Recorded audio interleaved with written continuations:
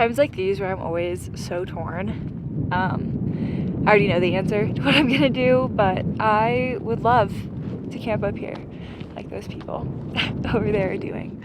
But every sign specifically says do not camp in the tundra, and it's because to keep places like this as pristine as they are, we have to respect them. And the tundra is extremely sensitive. You really shouldn't go off trail, you shouldn't pitch a tent, you shouldn't be digging up dirt or going to the bathroom up here because everything is just slower at high elevation where it's cold year round. So instead of pitching my tent in this absolutely gorgeous, probably top 3 spots that I've ever carried a tent up to, just insane up here, I'm gonna head back down and find a more suitable place to set for the night. I always hesitate to share things like this, especially because I don't want to come off as better than thou or as pointing out other people's flaws, but especially on trails that are this popular and this well marked and signed, you know, big bold red letters at the bottom at the trailhead for everyone to see, no camping above tree line.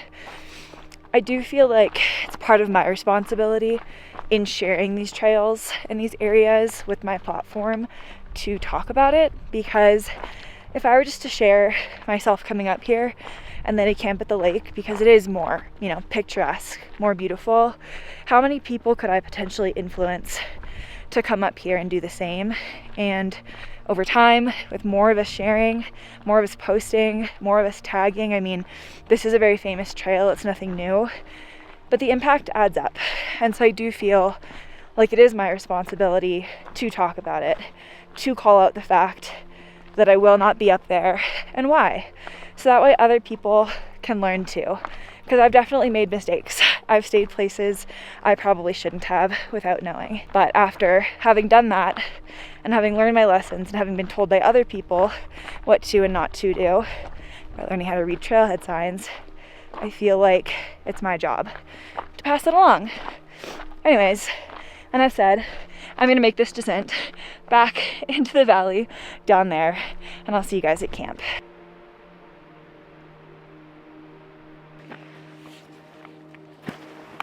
This'll do, I guess.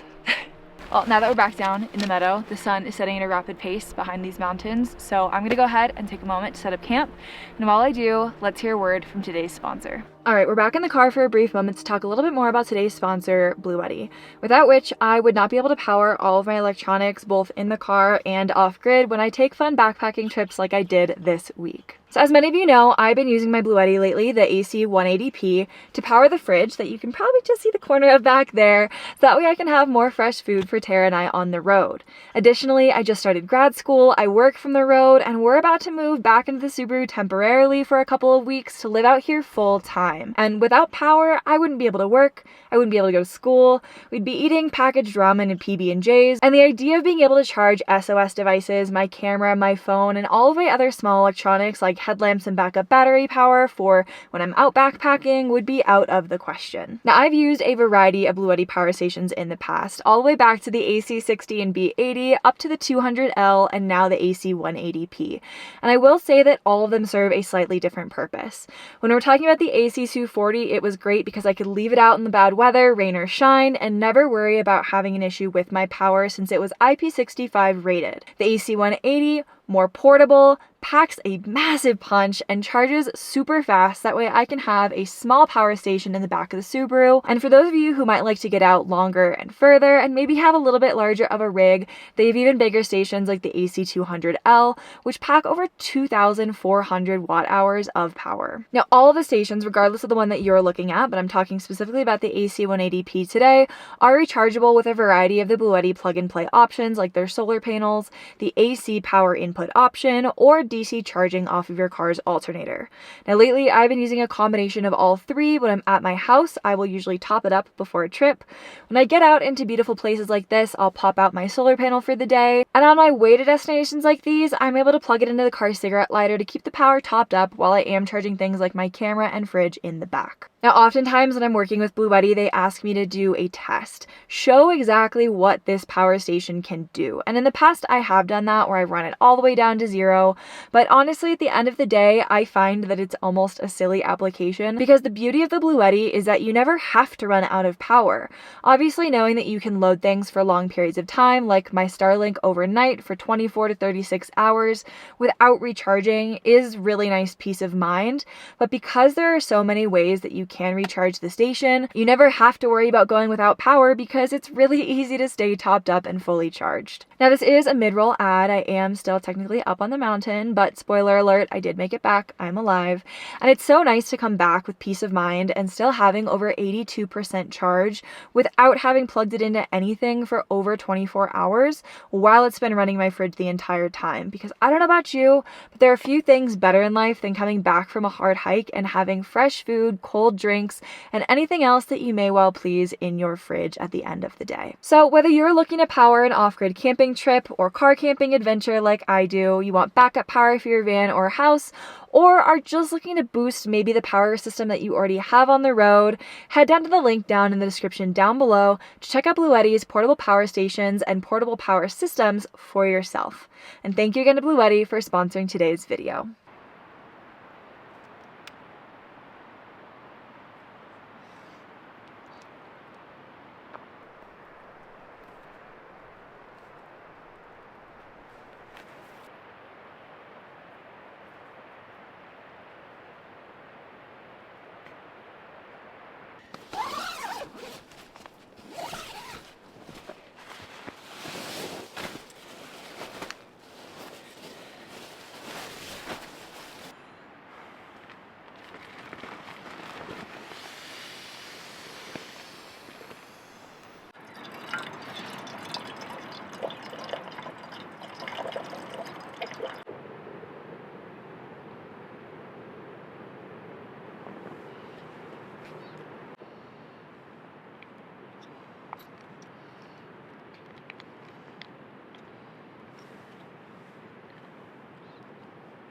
As we sit here together, waiting for this water to boil, I'm just reflecting and watching the sunset, which alpenglow tonight.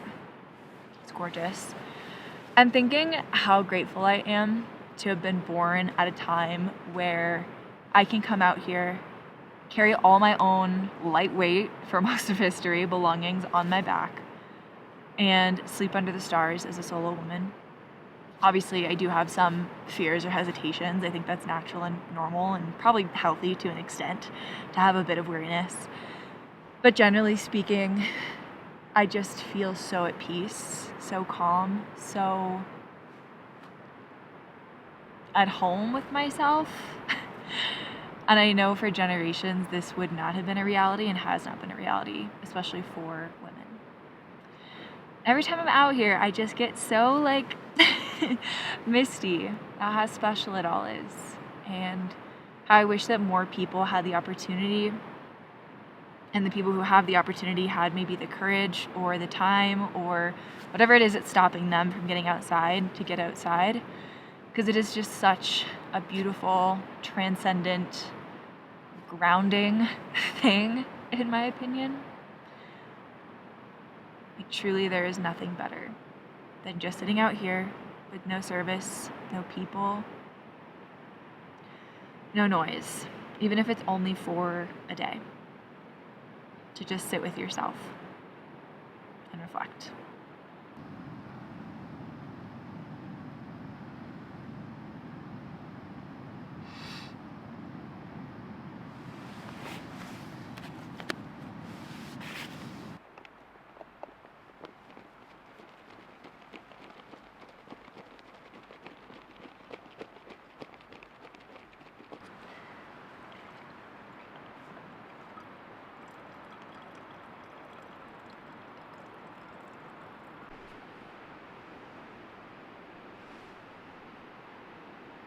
So I am in fact already in my tent, snuggled up with my dinner. I did forget, because I don't usually buy these this brand of dehydrated meal, that it does say for every 5,000 feet in elevation you go up from sea level, that the rehydration time doubles.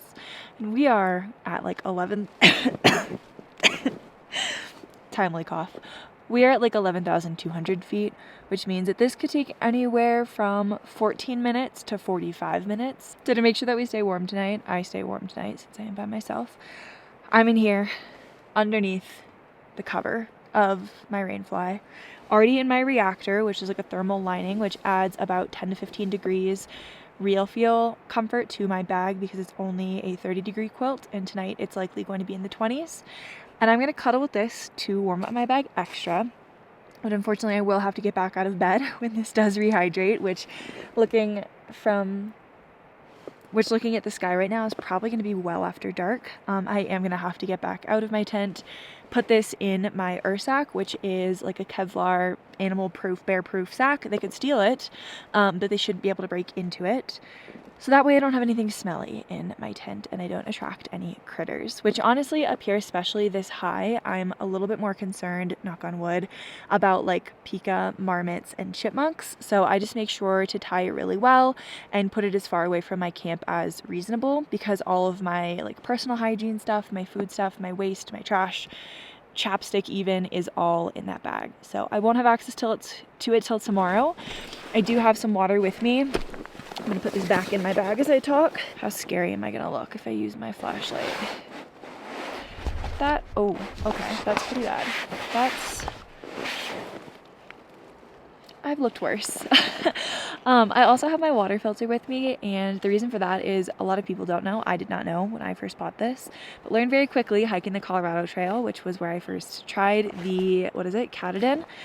I did not know that these filters, I mean, it makes sense, should not freeze, because when they freeze, I guess the filtration membrane that's inside of this and every filter, from my understanding now, they will stop working properly. So I have this in here with me. I'm just going to put it at the bottom of my bag tonight along with my clothes, so that way they're warm in the morning, just so that way I can wake up and know that I have a functioning filter, have some warm clothes, and not have to get out of my tent to get all that done, because when I woke up this morning close to the trailhead, it was 31 degrees.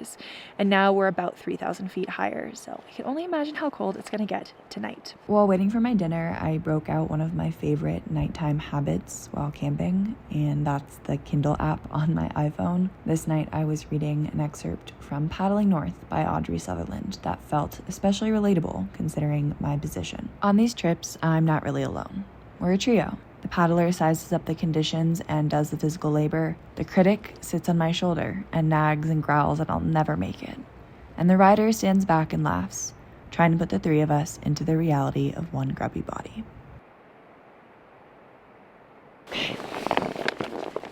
Well, I've become impatient, and this feels mostly solid. I don't actually know.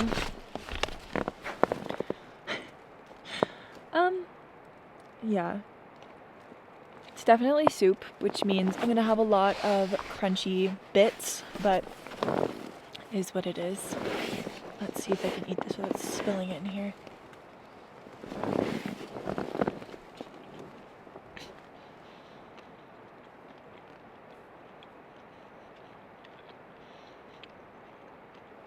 It's definitely not supposed to crunch like this, but it's food.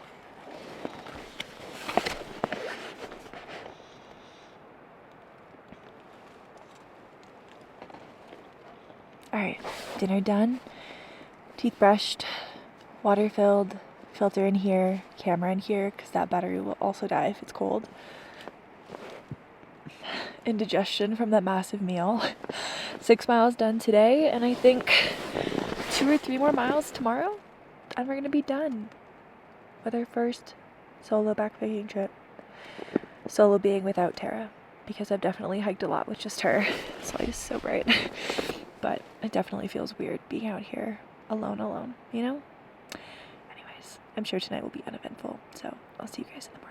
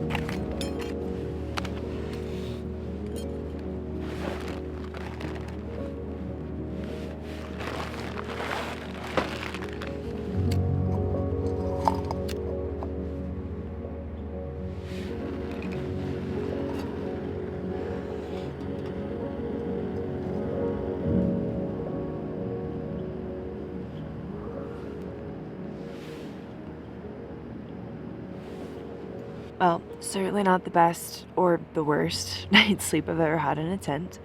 Shortly after I went to bed, I started getting this really bad pain up here in my temple. And I do get chronic headaches, chronic migraines. Excuse me. This was like debilitating, very suddenly, and got really nauseous. My heart rate was pretty high, which I mean, I am at high elevation, but those three things together makes me think and had me thinking that I had some sort of mild altitude sickness, which is surprising. I've never gotten it at this low of an elevation.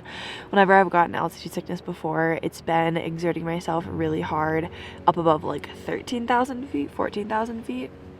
This is a little surprising, and I did debate for a while there if I should go down, but I remembered that in my first aid kit, always carry a small personalized first aid kit, that I had some Tylenol and Advil, so I took a combination of some of my like pain relief medication, and thankfully after about 2 hours, around I think it was like 11:45 in the morning, I finally felt a little bit of relief. The last time I looked at my watch though, it was like 1:30, and that is thanks to my little backpacker pantry meal, which I don't even know where it is, but I didn't finish even half of it because it just wasn't feeling good. It just did not taste quite right, so I don't know if that spoiled or what happened there, but between indigestion and a migraine and some mild altitude sickness, it was a long night. But it was not cold, which is great. I am still zipped up, but it was really comfortable outside. I never woke up because I was cold, and in fact I think I was probably on the warm side, which is pretty impressive considering how cold I think it did get last night. So grateful for that, grateful for a warm night's sleep, grateful for a warm cup of coffee and some breakfast and the sunshine this morning, and that I feel better. Gosh, that was pretty miserable. The worst sound on a backpacking trip? Not animals, not people coming into your camp. It's pulling your pad plug.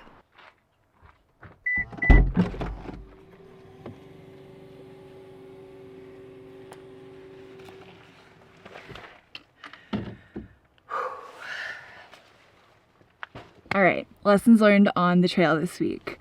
Don't forget your tent stakes. That's unfortunate. Camp below tree line, as we learned.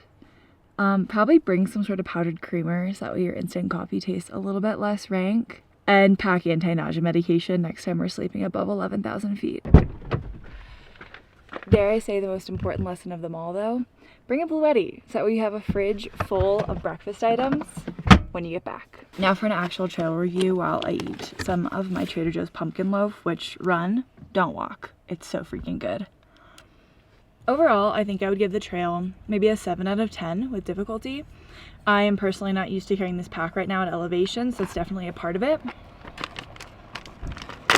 But if you're considering doing this trail, looking into it maybe, All Trails does have a couple of reviews saying that it's difficult, but I think a lot of people up here underestimate how difficult it is. I saw a lot of folks on my way down this morning on their way up, and they didn't have more than just like a little tiny water bottle. They were asking me how far it was, just kind of unprepared, and this is definitely not a trail or an environment that you really want to do that in. So if you're gonna come out here, just make sure that you are prepared, that you have food, water, and emergency items in case you end up needing to stay up there overnight. Because I was fine last night with my sleeping bag and my liner and my puffy and my wool, but had I not had those things, if I were just a day hiker up there who got stuck, it could have been really bad because it definitely got into the mid-20s last night. In terms of beauty, I'm gonna give it an 8.5 out of 10. Not because I'm trying to be stingy, but because I think going a tiny bit later in the season, when there's a little bit more snow on the peaks, would have been just extra magical. I also think that the lake is really beautiful. I personally wish that I hit it more midday though, to experience more of the Gatorade blue water. And so for my trip, 8.5 out of 10, but definitely a potential 10 out of 10, one of the most beautiful trails I've ever hiked. And this morning was just so serene, sleeping in a meadow and looking at all the peaks around me.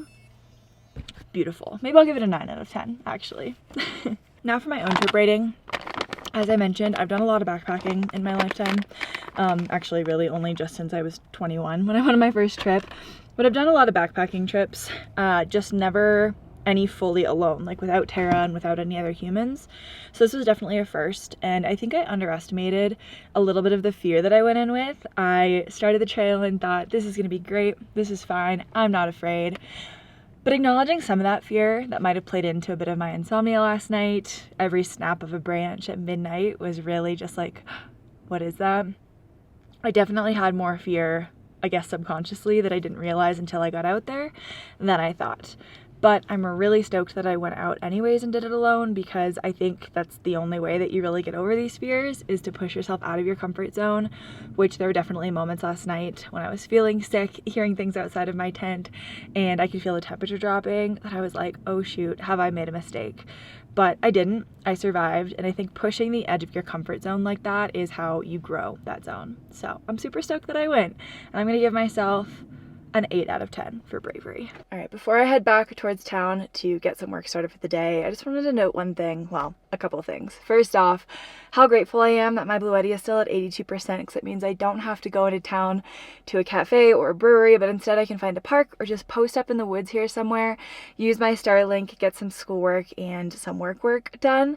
So thank you, Bluetti, for not only sponsoring today's video, but for providing us power on the road, or me, I guess this weekend, power on the road no matter where we go or how long we need it. Second note, this is actually the last video I think I will be making really in Colorado for the near future. I know this is probably coming as like, what? I have noted and hinted at it over the last few weeks. I've talked about it at length that I am going back to California for a couple of months at the very least.